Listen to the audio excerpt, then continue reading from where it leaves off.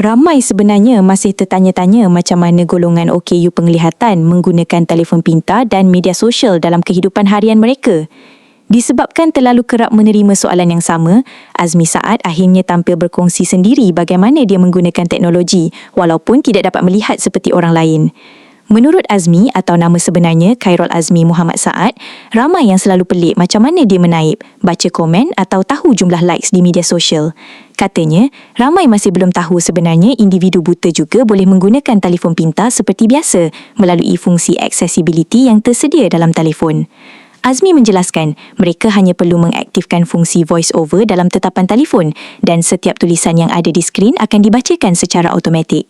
Jadi, apa saja yang ditulis orang di media sosial, termasuk komen dan notifikasi, semuanya masih boleh diketahui dan difahami. Perkongsian itu buat ramai netizen kagum kerana baru sedar dunia teknologi sekarang sebenarnya banyak membantu golongan OKU penglihatan untuk terus berhubung dengan masyarakat.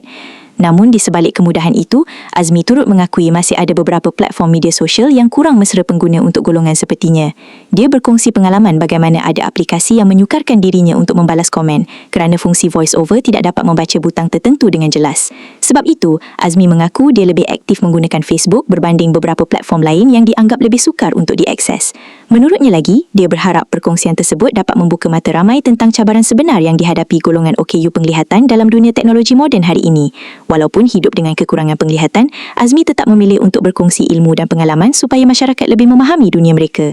Sebelum ini, Azmi juga pernah mencuit hati netizen apabila berseluruh mahu meminta bayaran balik daripada sebuah resort di Port Dickson kerana bilik yang ditempah mempunyai pemandangan laut, sedangkan dia sendiri tidak dapat melihat pemandangan tersebut.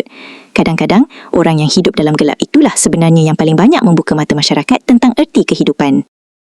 Terima kasih kerana menonton Chua Viral TV.